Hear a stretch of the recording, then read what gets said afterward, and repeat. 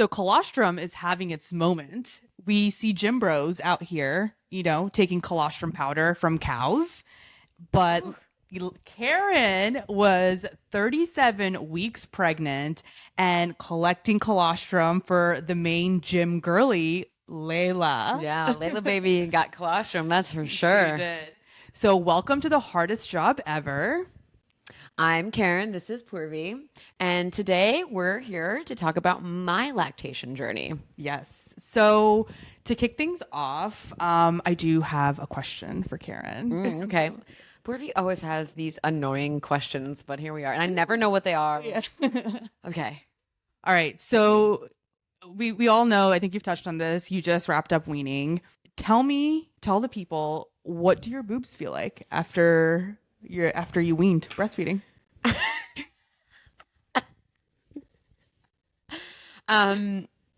Okay, well, wow, right to it. Yeah.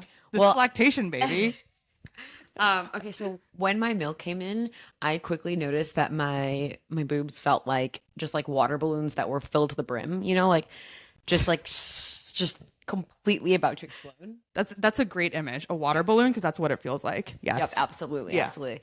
But then more recently, I've noticed in the last few weeks after weaning, it's as if like someone pierced through the water balloon and just like drained all of the water, and it's just like Bloop, bloop. Like, like a shriveled up balloon. just hanging there.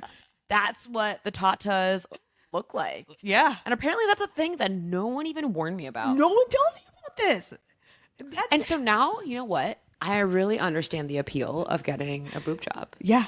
Before I used to be like, why are people doing this? I don't understand. That sounds like really challenging because you'd be like so heavy up top. How are you supposed to run? Well, now I know it all goes away, and so you need something up there. You need something. Yeah. My issue is I definitely went through this balloon issue, and now it's like a little shriveled up tiny balloon that you would want to throw away. But my issue is it's sagging all the way down just from the weight that I was carrying from all the 2x milk that I was producing. So gravity, she was really doing her job.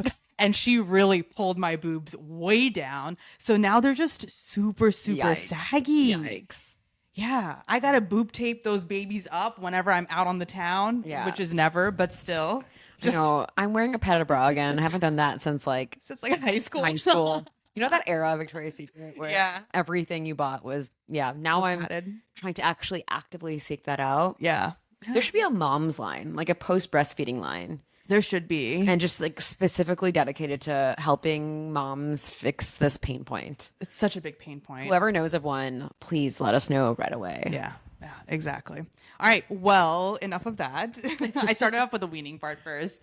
Okay. So we're first going to kick things off by going through Karen's colostrum collection journey. Karen, type A, she went ahead and found an LC, and that helped her through this colostrum journey. So tell me how you found the LC, and then your whole process of, collecting colostrum even before Bebe was born. Yeah. Well, first things first, I had no idea what colostrum was at all whatsoever. And I actually found out about it in my 36 weeks appointment with my OBGYN.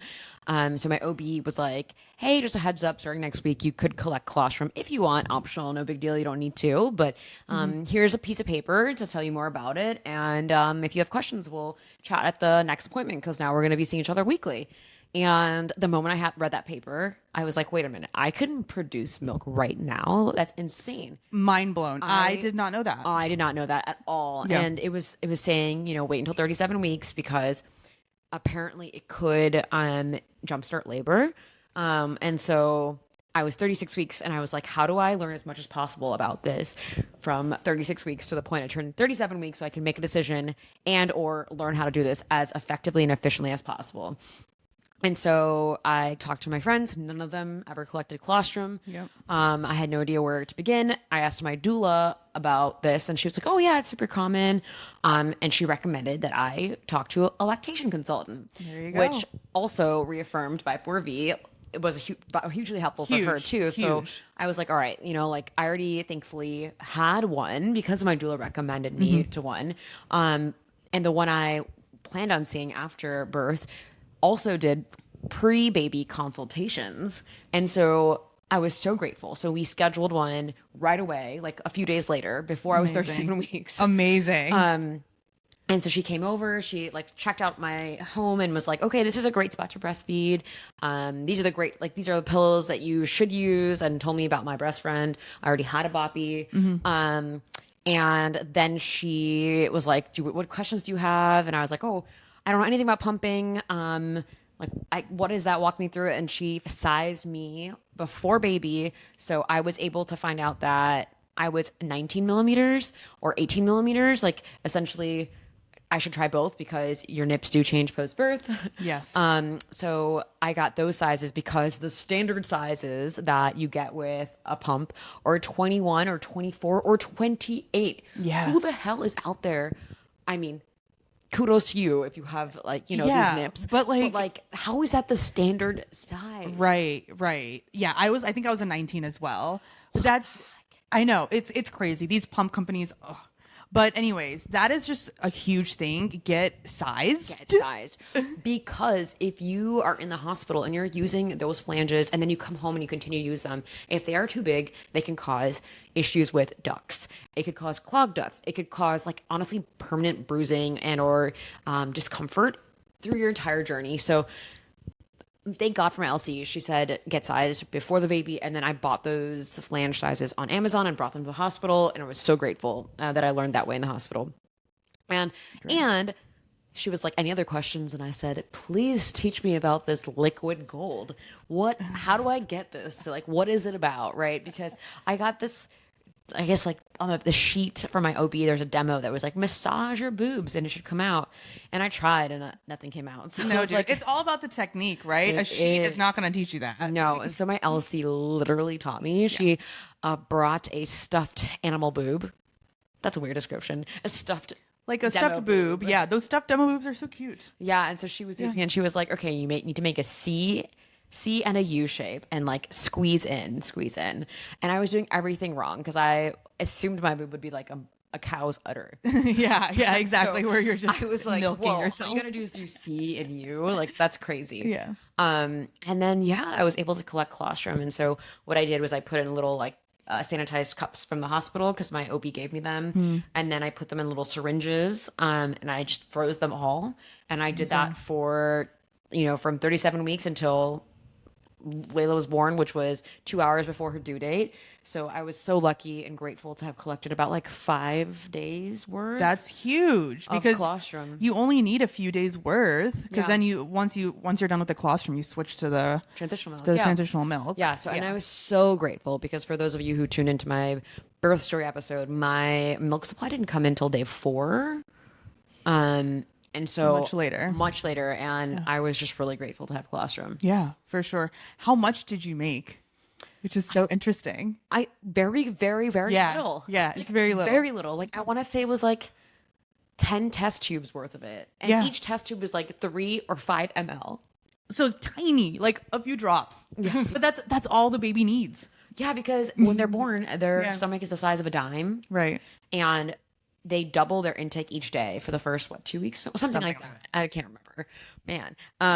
But so you really don't need much, and I had enough, and I'm so grateful. So shout out to my lactation consultant. If you're in the Seattle area, Simply Nourished, highly recommend. Great. She really helped me through the initial pre-baby phase and those first few weeks. So thank God. They're awesome. Amazing. All right. So you had collected all this colostrum, gave it to Layla. Your milk came in 4 days later, and then you're at home. And you always mention something about triple feeding, that you did this craziness. So talk about that transition on how you ended up at triple feeding. And what that is. Yes. Okay. So day 4, I'm back at home, and that day I also get my milk supply, and I'm like, okay, this is so exciting. Finally, now I can try to breastfeed. And so I get Layla on the boob, and we latch successfully.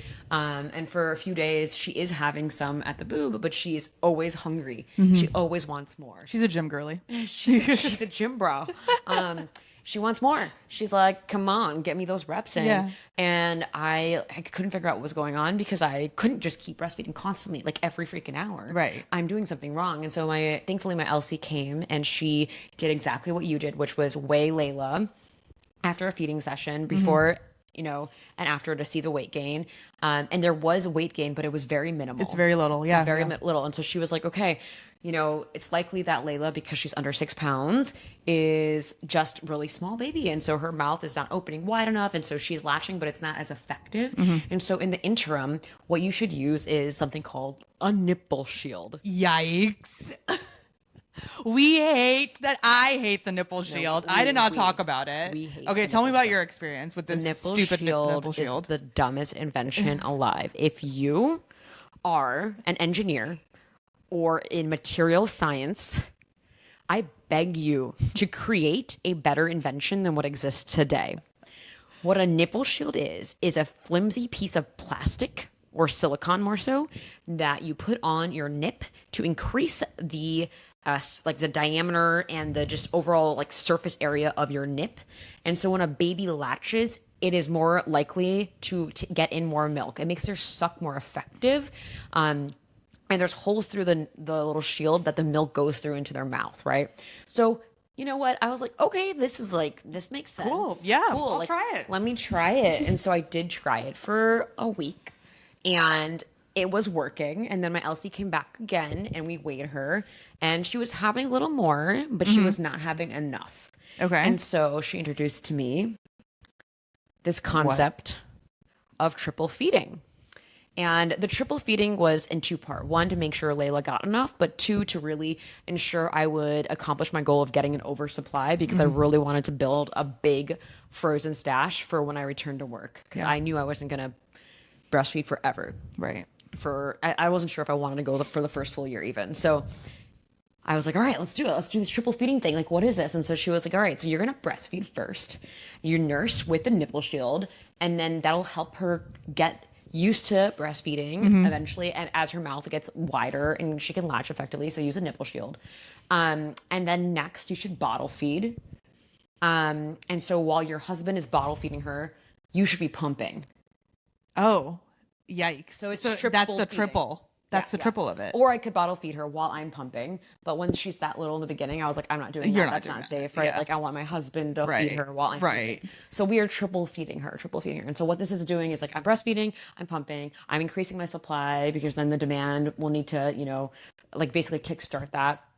And at the same time, she's also getting used to the boob, which is really great. Right. She's practicing. Yep. And so, I kept doing it. And I want to say a month in, month and a half in, about week 5, I'm like, this is kind of, let's see, has she gotten better with the breastfeeding? Can I drop the bottle, and can she just stay at the boob now? And then we weigh her again, and nope, not effective.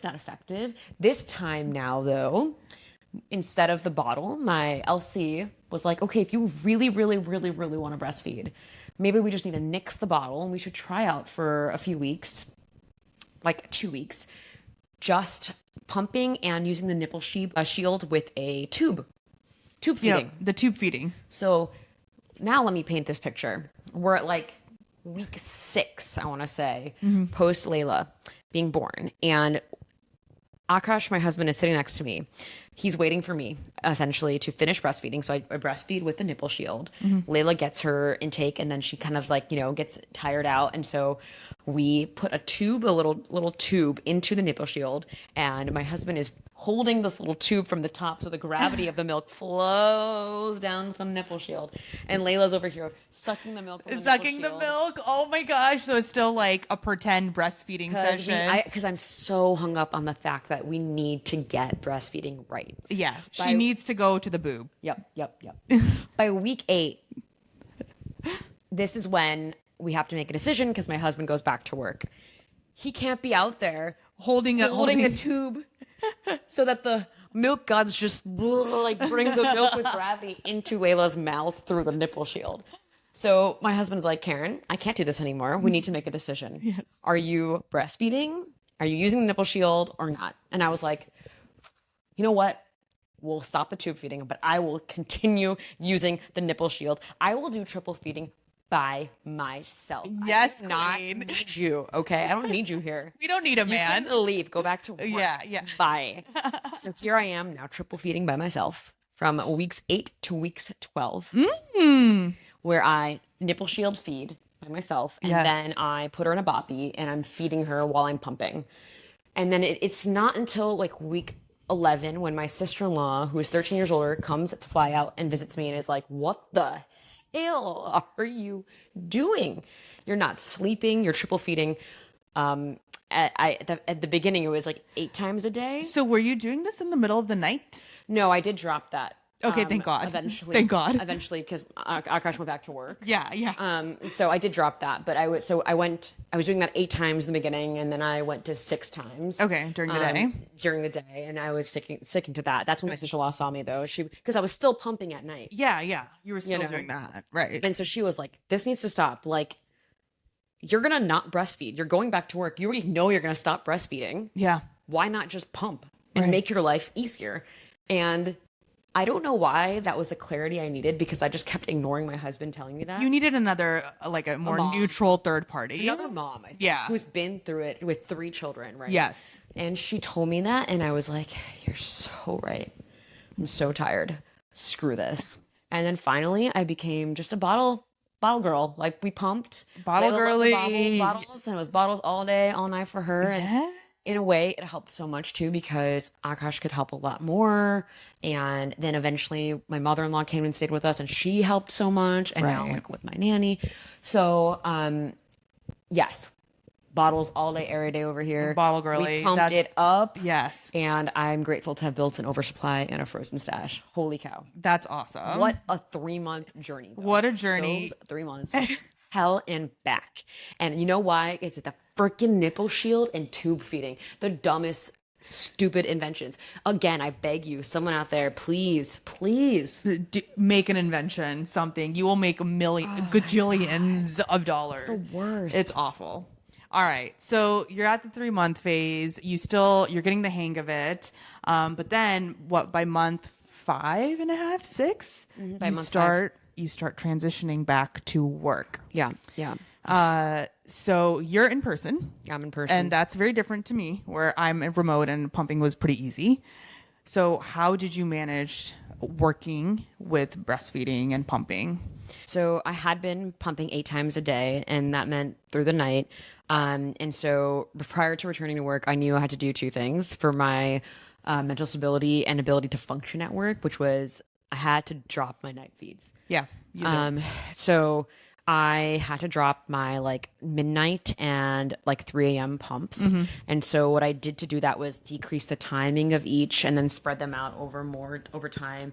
And so pretty much all of month 4, I prepared by doing that. Okay. I took my time because I did not want to get mastitis. Yes. Because what could happen is if you decrease too fast or if you spread out too fast, the milk builds up and then you can get a clogged duct and go through what we went through. So I was avoiding that. So I spent a whole month just dropping 2 pumps. And so then, I got to 6 pumps, and it was all pretty much during the daytime hours. Okay. Doable. Yep, not too bad in the sense that I would wake up at like the crack of dawn at like 5 a.m., pump, workout, try to do all these things to get ready before Layla would wake up. And then when she was awake, I would get her all together and then get out the door by 7:30. My gosh. To commute to the office. Doing the most before 7:30. That's a lot. To commute to the office to pump again before work started. Right. Like right before like the 8:45 like work rush day. And then so I'd pump at the office there, which was, actually really well set up. I was fortunate to have like every other floor in my office had a pumping area where you had like a little curtain. People were emailing and taking calls there, whatever. So I did that. I would usually like have my coffee while pumping first. Yeah. And then I would pump 2 other times, once during lunch and then once like later in the afternoon, and then rush to get home to relieve my nanny, or the time when my mother-in-law was there, like I just wanted her to get a break too, and so rushed home, pumped quickly when I got home so that I could relieve a person, and then jump back into Layla duty only to pump again before she went to bed, and then again, but all just you're working right now, right? So you're also like have this mental burden of work, Layla, pumping, and all the other life things. It's insane. It's insanity. It's the most insane thing. I realized I just was not able to function at all whatsoever. Like I was every little thing would irritate me. I Yeah. realized like I would get annoyed at my husband about things. I had like no mental space or stamina for anything. Like I was No, you always tired. I didn't don't. want to be social. Yeah. It was awful. I mean, God bless my mother-in-law, because when she came, she was making every dinner for me. She would like make some lunch that I could like bring to the office. Shout out to the moms. Oh my Dude, God. seriously. And that helped a lot. Like that took Yeah. a lot of mental and like emotional stress out of my life, because It she does. just handled the meals. Yeah. And I also knew that when I was like leaving, because I struggled leaving to go to the office, I would cry during my commute every day Yeah. for almost like 3 or 4 weeks until I became numb and finally pushed on. But my mother-in-law was there the whole time. And as I would cry, like she would be like, "It's okay," and she would reassure me. And bless her, because in my mind, I also knew that like this is quality time for Layla and her grandma together. They'll both appreciate it in the future. It's just all really Exactly. good. Exactly. But after she left, it was really, It's definitely tough. really hard, because she was only with us for 2 months, you know, Right. And then which is a lot. Which is actually a it's- lot. I know, but Oh my still, God, it's- when the moms leave, that is like one of the scariest points ever. It's insane. Okay, so your mill left, and you're still managing work, all of this, Oh, and it's that's stressful. so stressful. What we didn't talk about is the last piece of this breastfeeding journey, which is weaning. Yeah. So let's talk about you first. Yeah. When did you decide to wean? What led you to that decision? Very good transition, because this is all very timely. Yeah. Essentially, my mother-in-law left, and then I will say that I felt like emotionally just all over the place. Like Totally. with her there, I had a lot of stability. I was so grateful. And suddenly it was like, oh my God, I can't manage to do all this anymore. You can't. Like I literally can't. No. I could not keep up. And it was especially challenging at the office. I felt like I was like missing out on meetings, because I was virtual taking meetings in the pumping room Yeah. versus like being in person. Oh my gosh. And so I just felt like I was falling behind at work. I was exhausted at home. I just could not keep up. And so I just started to wean. And so for me, what that looked like was what I was telling you earlier. I started dropping from 6 pumps to then 4 pumps, and then eventually to 3 pumps. And I did this by reducing the minutes of each pumping session Oh, from I didn't 25 to 22 to 20 to 18, etc. I basically did each of that for like a day or two. And so it would take about a week to drop, about 7 to 10 days to successfully drop each pump. Yeah. And so I had to really thoughtfully do that. Wow. Yeah. It took me like, I want to say like, a full month. To fully wean. And then, yeah. And then by the end, I was still like randomly pumping here and there, just that one session. Cause it's that last session. That is so last irritating. session is so hard to get rid of. Your body's like still dying to do. Yeah, You're and like, you're just a little bit, and you're like, so "I'm still pumping for this." useless. It's the worst. Yeah. So, but I was doing that like whole schedule. And then I will say it was like, I felt a lot of guilt. I felt pretty terrible, like knowing that I was ending.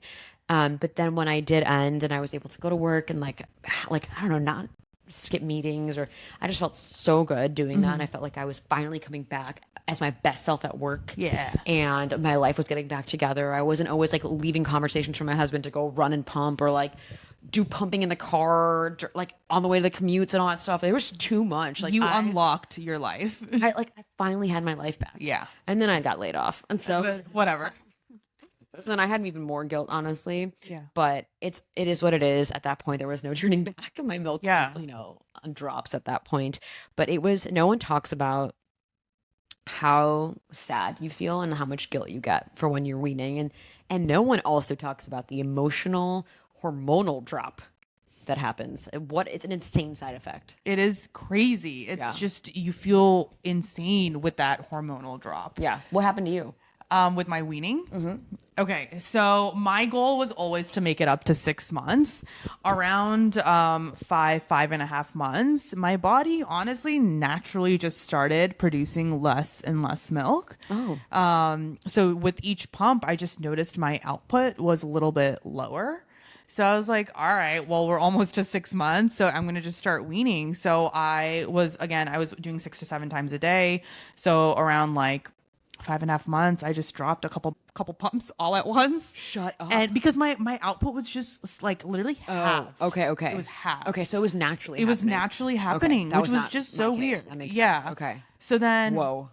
So then I just dropped a couple pumps. Then again, it just slowly started decreasing. But yeah, by month 6, it was literally on their 6-month birthday where it was my last pump. Oh my God. Yeah. I remember that. It was so I sad. cried. It was so sad because how can something that makes you feel so terrible make you feel just like literally an insane person?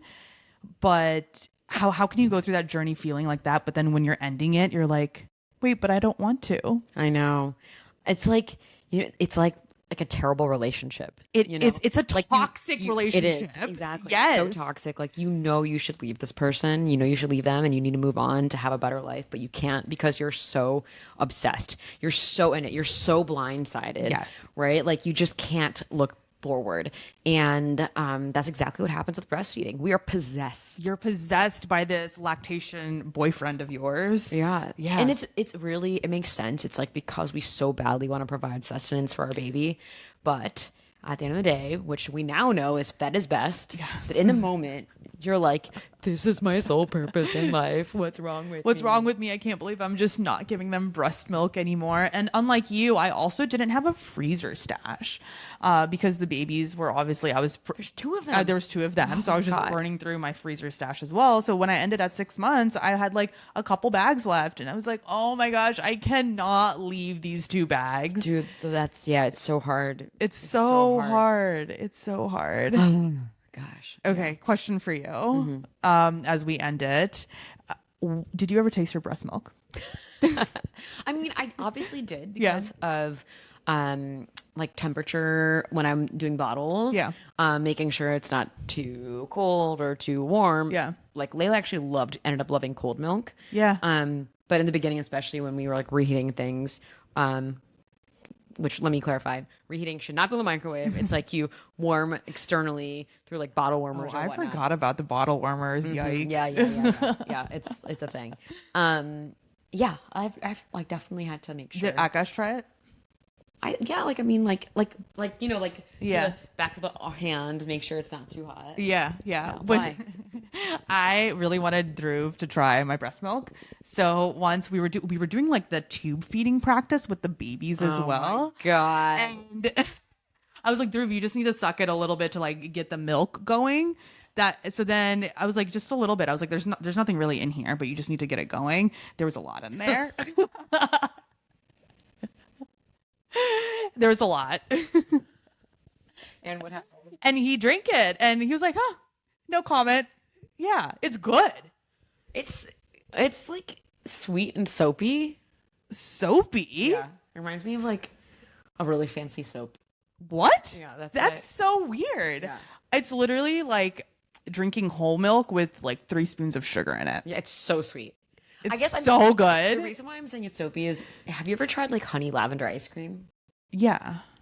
I don't know why, but that's my POV on it. Is that what your breast milk tastes like? Like honey lavender ice cream Dude, in liquid wow. form? That would be the bougiest breast milk ever. Ever. Oh my Ever. God. You could sell it as honey lavender breast milk. Yeah, no, not for me. Just free to mom. Like, Freedom Mom. Yes, exactly. All right. Well, that takes us into permission to glow. Who wants to go first? You can go first. I go 1st. All right. So like I said, my breast milk tasted really good. It tastes like whole milk. So mine's going to be a little weird at this time. So the babies are obviously drinking whole milk now. And ever since they started whole milk, I've always been anti-milk. But ever since they started it, I was like, I just have whole milk around. Let me throw it a little bit in my coffee. And then I realized, oh man, whole milk tastes so good. So I have officially switched all the way over to whole milk, and I throw that shit in everything I eat and drink and all of that. It's like 120 calories per cup. So if I get a little thick in the next coming months, it's the whole milk. But It's good for you though, right? it's good for you. And it's like we get the grass-fed kind, so it tastes so freaking good. It's just so that's like my new obsession these days. And so like move aside oat milk, almond milk, all this nonsensical stuff. I've gone back to the basics. Whole milk all the way. That's like my new obsession. 10 out of 10 recommend. Yeah, doo-doo. Give me some doo-doo. All right, what's yours? That's so funny. Yeah, it's like the boys are sitting there with their sippy cups drinking whole milk, and I have my huge ass cup of my little latte with like 75% whole milk in the cup. Oh my God. Oh my God. I mean, that must taste delicious. It's so good. It's so essentially, creamy. like oat milk, which I love, is like replicating the creamy thickness version of whole milk. Whole milk. You're just having the real OG thing. I'm having the real OG thing. Dang. Yeah, All right. guys. Well, okay. I'll jump in on mine real what's quickly, yours? which is really exciting. Yes. For those of you who know, Layla has been super underweight since she's been born. She was born at the first percentile, and it took us like weeks to get to the third percentile. And then at third percentile, our doctor recommended supplementing with formula, which like crushed me, which, oh my God, so silly now in hindsight. And then since then, it's been a journey, and we went to fifth percentile, and just now in her 9-month checkup, we hit 10th percentile. Yeah, you did. Oh my God. Hell yeah. I think it's the combo of, crazily enough, like weaning off of breast milk probably, like, and then we started supplementing with more formula and the frozen breast milk, and then starting solids. Hell yeah. Solids. Look at her. Yeah, girlfriend loves her berries, her avocado, Yogurt. Oh my gosh. God. Full fat. Full fat yogurt. I bet poor we'd want that. I actually need to get into some of She that. crushed that. Yeah, I would. Yeah. I love that. But I'm so happy for her, and I'm so relieved. I mean, I know this is actually so silly. It's huge. I'm gonna give my 1-minute rant on the American percentile and chart rating system here. Yes. First of all, the American charts for babies are total nonsense because it doesn't take into consideration ethnic diversity, also regional diversity. And so what I mean by that is, like, we are on the West Coast. Babies here may behave and eat differently than those on the East Coast or the Midwest or southern parts of the U.S. Not only that, my baby is South Asian, so the genetics really make a big component of her body and how she gains weight, how she eats, etc. Like, I know Porvy went through the exact same thing with her boys who are also South Asian, right? Like, we should be having babies compared to other South Asian babies. Why are we comparing it to Gen Pop all over the United States? I do not know. I don't understand that at all. I think the growth chart is literally the stupidest thing in the world. It is so silly. Yes. What we need to be doing is asking for the Indian growth chart. Yeah, I would love to comparing see our that. babies to that there, but who knows if they even do that? I doubt it, because I don't even, is it really necessary? Like, I don't know. I don't know, as long as you're gaining weight Exactly. and seeming healthy, hitting milestones, I think that's all that I think that's all that matters. Yeah. Because my boys weren't even on the growth chart for the first like 6 to 8 months. Oh my gosh. Yeah. Well, that's reassuring. Actually. So it is. Exactly. Layla's crushing it. Yeah. Yeah. Well, on that note, thank you all for joining us today on the hardest job ever. Please like, follow, subscribe, share this with another mom who is in the thick of the milky